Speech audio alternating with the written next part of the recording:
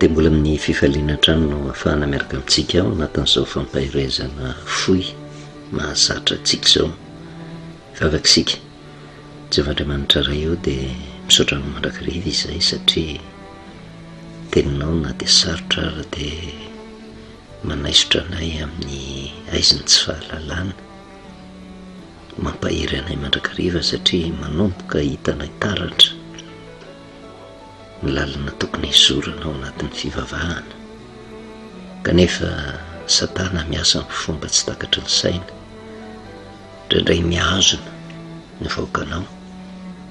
ao anatin'ny zavatra nahazatra lasitra fototra tsy mifanaraka amin'ny sitraponao, dia mangataka ny fanahinao mahery mba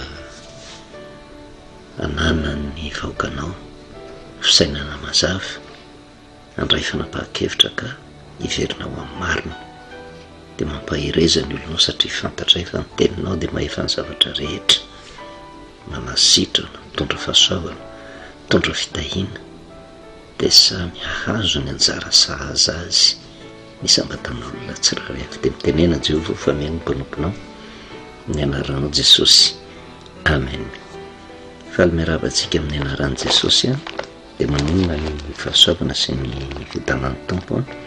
ho amintsika mandrakariva, mbola ao anatin'ny fizaham-toetra ny fanahy, isika tsy hiverenantsika lava intsony. Mety raha vo izao tsika vo manaraka ny fampahirezana dia manoro hevitra atsika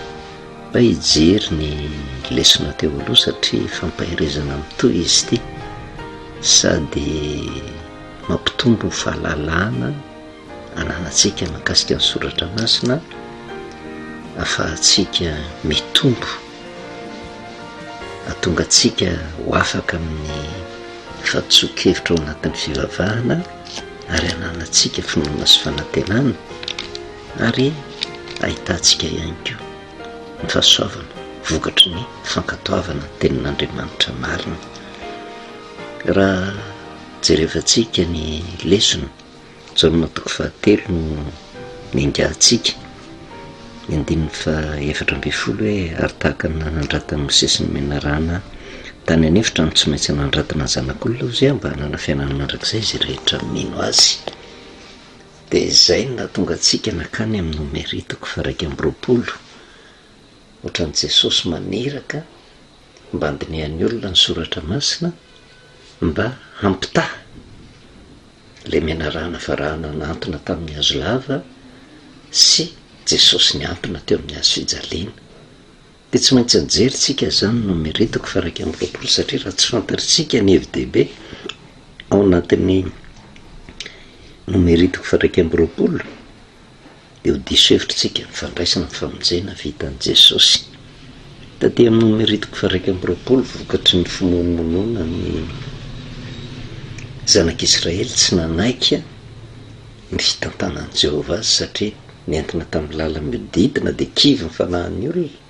avy eo koa mbola mimonomonona noho ny sakafo izay nomeny Jehovah azy. Mamonaminaina ny fanahinay itony mofomofony itony dia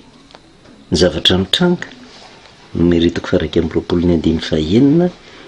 hatramin'ny 7 dia hoe ary Jehovah dia nampandeha menarana afo teny amin'ny olona ka nanaikitra ny olona ireny dia nahafatesana be ny olona Israely. Vokatry ny kaikitry ilay menarana afo, ary io vokatry ny fimonomonoana nahatonga n'ilay menarana afo nanaikitra ny zanak'Israely. Indraindray tsy azon'ny olona hoe Jehovah nampandeha menarana afo, ohatrany hoe netraketraka Jehovah dia nalefa menarana afo dia voakaikitra ny olona, fa tahaka ny Satana ihany koa raha mandinika isika satria fantatritsika tsara fa ilay menarana dia fomba hitenena ny Baiboly entina ilazana ny Satana. Ary io dia hitantsika tany amin'ny Genesis izay efa nazavaintsika hoe inona moa no nahatonga n'ilay menarana tao amin'ny Saedena tetỳ ambonin'ny tany, fa ilay menarana izay ilay fomba filazan'ny Baiboly azy, tsy menarana ara-bakteny io nyresaka tamin'ny Eva io, fa entina ilazana ny Satana izay nindroahana tany an-danitra nazera tetỳ an-tany vokatry ny fiodinany tamin'i Jehovah. Kanefa rehefa tonga teto amin'izao tontolo izao ty ny fironona ny zanak'olombelona dia efa misy mihitsy lalàna napetrak'Andriamanitra, satria na de teto ary ny menarana de manana safidy ny zanak'olombelona zay ny fironina na ankatò le tenin'Andriamanitra na ankatò ny teny menarana. Tsy maniry Andriamanitra fa nilaza fotsiny izy ny zavatra tokony ho tanterahana hoe raha azona hoanina ny azo rehetra ho misafa raha mihinana ny voan'ilay azo fahalalana ny tsara sy ny ratsy ianareo a de ho faty tokoa. Andriamanitra manaja ny safidy ary raha vao ajaina ny safidy de misy fitiavana lehibe eo tsy terena de napetrak'Andriamanitra ny lalina azo mpiainana sy azo mpahafatesana fa saingy niditra tsehatra ny menarana namitaka ny hefa de nanjary a nidikaina le tenin'Andriamanitra de nihinana satria natoky le oatra ny teny tomarina nambaran'ny menarana niditra ny fahoriana sy ny fahafatesana. Tsy avy amin'i Jehova fa safidimpon'ny zanak'olombelona toraka zany ko taty amin'ny Nomery. Vokatry ny safidy ratsy niraisin'ny zanak'Israely tsy nanaiky ny fitantanan'i Jehova de efa teto amin'izao tontolo zao nge le menarana afy ny ilazany azy eto nanaikitra n'le zanak'Israely mpomonmonina de be deabe ny nahafatesana. Vokatra zay nefa de ny 15 de nankeo Mosesy ny olona ka nanao hoe fa nanota izay afa efa mitenina ny metsiny any Jehova sy ianao nifony amin'i Jehova izay mba hanesora ny menarana aminay a de nifona ho an'ny olona Mosesy ho an'izay velona zany de nahatsapa fa vokatra ny fahadisoana tonga nikaikitra ny menarana nisy aretina de nisy ny fahafatesana fa ho an'izay velona kosa de nahita ihany lalana taraina tamin'ny Mosesy mba hifona amin'i Jehova de nifona tokoa Mosesy. Fa rehefa mifono Mosesy de nisy hafatra napetrak'Andriamanitra ary zay le nilazaintsika tamin'ny farany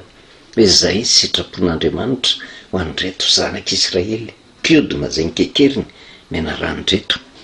Ary hoy Jehova taminy manaova menarana hafa ka nitony amin'ny hazo lava ary zay rehetra voakaikitra de ho velona ozy raha mijery izany. De nanao menarana varahany Mosesy de nanatona azy tamin'ny hazo lava ary zay olona voakaikitry ny menarana ka nijery ilay menarana varahana de velona. Tena famonjena lehibe ho an'ny zanak'Israely io zavatra natolotry Jehova amin'ny Mosesy io mba ho ankatoavin'ny zanak'Israely. Ilazao ny zanak'Israely zay voakaikitry ny menarana mozy asay vo mijery le menarana nasain'i Jehova natona tamin'ny hazo lava de ho velona hafa kely. Raha ny fomba fijerintsika amin'izao vanim-potoana zao de zavatra tahaka an'izany angendraindray no tediavin'ny mpitondra fivavahana ho tanterahana ara-bako teny miracle mon ami mijery fotsiny de tonga de azo zay rehetra ilainy. Fa tsy ohatran'izany io soratra masina io fa mifono zavadalina fa ny azo antoka fotsiny de sitrapon'Andriamanitra de tsotra mijery an'le menarana varahana zay nahantona tamin'ny hazo lava zay voakaikitry ny menarana de tonga de velona afaka amin'ny fahafatesana afaka amin'ny aretina. Fa fanontaniana mipetraka de ity le menarana niantona tamin'ny hazo lava ve no nitondra fanasitranana sy fahavelomana ho an'le zanak'Israely voakaikitra sa izy eo zany ny tsy azon'ny olona. Ary ny zanak'Israely na de velona raha tamin'izany vanim-potoana zany no famotrapon'Andriamanitra de hita taratra taty aoriana fa tsy azony io menarana nantona tamin'ny hazo lava io. Fa ny zavatra nampitaina tamin'ny zanak'Israely nefa de baiko avy amin'Andriamanitra. Ilazao ny zanak'Israely asay vo mijery fotsiny an'le menarana de ho velona izy. Fa rehefa tsy manadiady de mieritreritra fa le menarana niantona tamin'ny hazo lava no mitondra fahavelomana sy fahasitranana ho an'ny zanak'Israely. Fa rehefa adiadina nefa ny soratra masina tsy ny menarana niantona tamin'ny hazo lava no nitondra fahasitranana sy fahavelomana ho an'ny zanak'Israely. Fa ny zavatra miavaka eto de zao raha nambara tamin'ny zanak'Israely zay afatra zay zay rehetra voakaikitra baikon' Jehova io fa tsy baikon' Mosesy de mijereva mena rano miantona amin'ny hazo lava ka raha tia le olona ny ziriziry hoe mijery fotsiny ve de azo fanasitranana fa aizany isan'izany fa zay tsy hijery fa raha vao tsy mijery ny olona de maty, raha vao tsy mijery ny olona de sitrana. Kanefa tsy le mena rano akory no ny teny hoe jerevo a fa Jehova no ny teny tamin'ny zanak'Israely tamin'ny alalan'ny Mosesy asay vo mijery fotsiny izy ary eo miafina eo le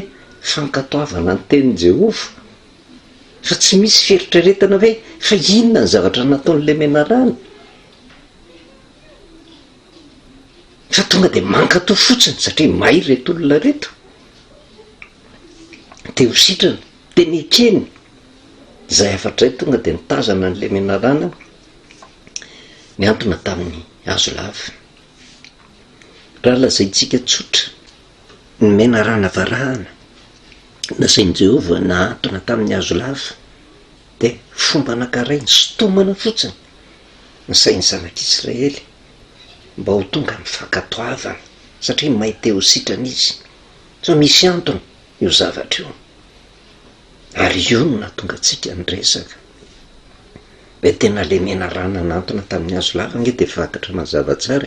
tandindony Jesosy Kristy niantona teo amin'ny hazo fijaliana fa le mena rano nefa dia tandindony mena devoly sy Satana. Jesosy niantona teo amin'ny hazo fijaliana zany mbola fanontaniana ho valitsika de ilaza ve tsika hoe Jesosy niantona teo amin'ny hazo fijaliana de devoly sy Satana de eo no tsy maintsy hoe mandeha tsy moran'olontsika mitondra an'izay fanazavan'izay teo anatrehan'izany rehetrarehetra zany io ny fampitahana an Jesosy niantona teo amin'ny hazo fijaliana sy ny mena rano teo amin'ny hazo lava izay lazaintsika hoe zay ny sitrapon'Andriamanitra ho an'ny reto zanak'Israely reto mba hahazahoana fahavelomana sy fahasitranana. Fa tany amin'ny jaonina toko 5 nefa de nresahantsika ny jaonina toko 5 Jesosy Kristy de milaza an'izao zavatra zao rehefa avy nanao le fahagagana lehibe izy tamin'izany vanim-potoana zany de namahana ny olona tsomby 5,000 de ary amin'ny jaonina toko 5 ny 7 de nitsindriny mafy fa izao ozy ny sitrapony raiky de niaza ono zay rehetra mijery ny zanaka ka mino azy fiainana mandrakizay ary zao anangana azy amin'ny andro farany. Mitovy ihany ny hevitra aty amin'ny nomeritoko 120 ny sitrapony Jehova de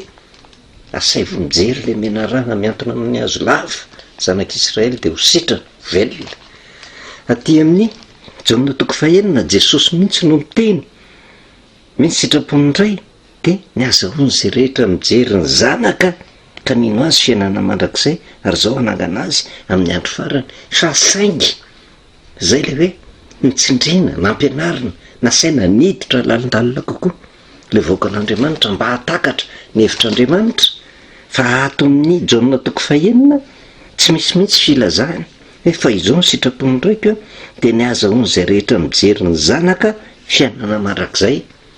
raha izay fotsiny diso ny soratra masina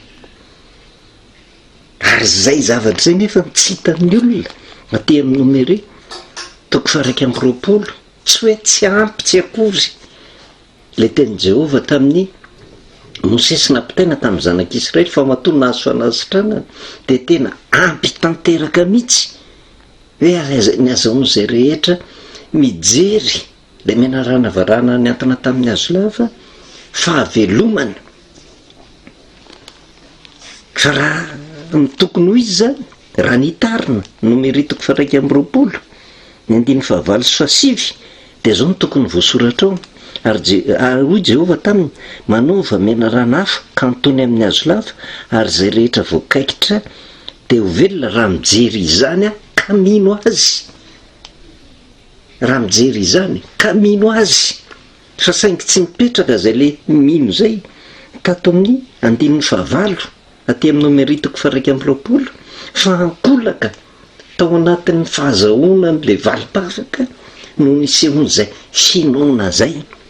dia nanao menarana varahany Mosesy ka nanantona azy tamin'ny hazo lava, ary izay olona voakaikitry ny menarana ozy ka nijery ny menarana varahana dia velona zay ny voasoratra. Fa raha ny tokony ho izy zany a, raha nampitahina tamin'ny Jaona toko 4:7 dia tokony ho zao ny voasoratra hoe dia nanao menarana varahany Mosesy ka nanantona azy tamin'ny hazo lava, ary izay olona voakaikitry ny menarana ka nijery le menarana varahana sy mino azy dia velona. Satria tandindon'le Jesosy miantona tamin'ny hazo fijaliana, le menarana hafa miantona tamin'ny hazo fijaliana, tsy midika zany hoe mino an'le devoly, ary zay le ifotorany fanazavantsika fa tsy le menarana akory no nitondra fahavelomana sy fanasitranana ho an'ny zanak'Israely. Raha jerevana koa zany aty amin'ny Jaona toko 4:7 mety ho hafahafa raha tsy tapa-kevitritsika hanaraka ny fanazavana ao aorianan'izao, dia ohatran'ny eritreretintsika fa manao blasfemy amin'ny tenako. Fa izao ny sitrapony ndraiky io zay ty amin'ny Jaona toko 4:7 dia ny azahoan'izay rehetra mijery ny zanaka ka mino azy fiainana mandrakizay, ary zao anangana azy amin'ny andro farany. Dia raha izao ny sitrapony ndraiky, raha le menarana niantona tamin'ny hazo lava, raha iny arabaky teny fotsiny, tsy mitondra fahasitranana sy fahavelomana ho an'ny zanak'Israely. Dia raha izay no izy dia tokony marina koa aty amin'ny testamenta vaovao fa raha Jesosy voafantsika teo amin'ny hazo fijaliana fotsiny arabaky teny no jerevan'ny olona hoe mijery fotsiny ny olona dia ahazo antoka ny famonjena. Tsy mahazo famonjena amin'izany, tsy mahazo fanasitranana amin'izany,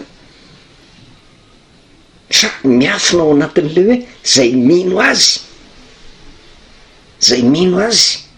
mino ny zanak'Andriamanitra, satria zay ny tenin'i Jesosy. Ny sitrapony ndraiky dia ny azahoan'izay rehetra mijery ny zanaka ka mino azy dia ao anatin'le finoana no vavahana. Inona le inoana? Ary zay no mahatonga antsika miresaka hoe le fizahantsotra ny fanahy tsy azo moramora foana, fa mila manadiady lalina ny soratra masina, satria tsy ny menarana varahana niantona tamin'ny hazo lava no nitondra famonjena ho an'ny zanak'Israely, tsy Jesosy voafantsika teo amin'ny hazo fijaliana no nitondra famonjena ho an'izao tontolo izao, fa araka ny resahantsika hoe le Jesosy tonga tamin'nofo dia mamantatra ny zava-miafina ao ambadik'izay fiainany teto, zay ny fijaliana nandalovana, mamantatra inona marina io Jesosy voafantsika teo amin'ny hazo fijaliana io, inona ny zava-miafina ao ambadika io, mba handraisako famonjena. Fa misy ny olona dia matokotoko be fahatany, ankataina matoky afa Jesosy maty teo amin'ny hazo fijaliana dia ikeko fotsiny zany dia mahazo famonjena. Tsy mahazo famonjena amin'izany tsika raha tsy fantatritsika ny antony, ary eo no madiso hevitra ny olona, madiso hevitra ny akamaroan'ny kristianina eo amin'ny fahafantarana ny fanahava amin'Andriamanitra sy ny fanahin'ny demonia, ny fanahin'ny antikristy. Ary zay no andehana tsika tsy moramora tahaka ny baiky nomeny Jehova, fantatry Jehova. Raha manao hitsin-dalana raha tonga dia hazavaina tsotro zao nge io hoe zao nge ny dikan'io reo olona, azo atao zany fa tsy ho azon'ny olona iverin'ny olona fahavetavetana, fa mba atakaran'ny olona ny zava-miafy ny tenin'Andriamanitra dia tsy maintsy hoentina amin'ny lalana miodidina, dikan'ilay lalana miodidina, fanazavana somary lava mba ho tafaletika tsara ao anatin'ny sain'ny olona ny zava-miafina le ambaran'ny Paoly apôstôly any amin'ny Korintianina 1 toko 2 ny 2 fa nini tsy hahafantatra zavatra fa teo aminareo afa tsy Jesosy Kristy indrindra, fa izy voaombo tamin'ny hazo fijaliana. Misy zava-dalina, zava-miafina ao ambadik'izay, io ny fototry ny fitoriana filazantsara, hazavaina amin'ny olona inona ny dikany Jesosy Kristy voafantsika teo amin'ny hazo fijaliana. Ka raha vao tsy mampita an'le menarana varahana niantona tamin'ny hazo lava sy Jesosy teo amin'ny hazo fijaliana, tsy maintsy diso ny fanotompo vavahana zay tanterahan'ny kristianina. Dia matoko sy mena fa fanan'Andriamanitra dia asa mandrakariva ao anatsika mba hatonga atsika hazoto anaiky ny lalana hitaritan'Andriamanitra atsika tery tsy maintsy mandeha miadantsika satria sarotra ny lesona kanefa tsy azo an'izay olona le mitady formule rahatsoratra masina hoe ame ao anay fotsiny formule azahoana an'izao tsy misy formule zany ao anatin'ny soratra masina fa zavatra apetrak'Andriamanitra dia mianara mandiny mangady lalina ny soratra masina zay vao azonao zany rehetrarehetra ary io nefa raha vao misy olona anankiray tapa-kevitra fa endrika eo anatin'ny baiboly angady lalina ny soratra masina io miasa ny fomba rehetra Satana isakanana n'iny olona ary matetika re koa io na dia re atsika ary zany rehetrarehetra zany fa mety hitranga koa anivon'ny fiangonana hoe aza miaino an'izany satria tsy zakan'ny devoly satria raha vao mangady lalina ny soratra masina ianao mianjaanja ny fitaka rehetra ataon'ny devoly kanefa tia notakonana ny mason'ny olona dia tsy avelany andalina ny olona mba hisorany amin'ny lalany fahaverezana fa matoka fa fanamahery no nomen'Andriamanitra atsika tsiraray avy dia amin'ny fifaliana no andehanantsika miadana mba takaratsika izay lazay ny tenin'Andriamanitra mba ho azo sika antoka iza marina Jesosy zay arahako ary rehefa azo sika izay dia say teny takan'ny Paoly apôstôlitsika hoe fantatro izay inoko voninahitro n'Andriamanitra rery any vavatsika misotranao Jehovah Andriamanitra ray no teny mandray izay tonga taminay dia ny fianjava-dalina kanefa mitondra fiadanam-po natoko sy mihiny fa miasan'ny keranao mba andraisan'ny olona famonjeny andraisan'ny valim-bavaka satria ny teninao arakaraky ny idirana lalina ao anatiny no andraisana fahasoavana eo aminao dia misaotra indrindra ray amin'ny anaran'i Jesosy amen. Manao velomantsika amin'ny anaran'i Jesosy manonona fahasoavana sy ny fiadanan'ny Tompo amintsika mandrakariva.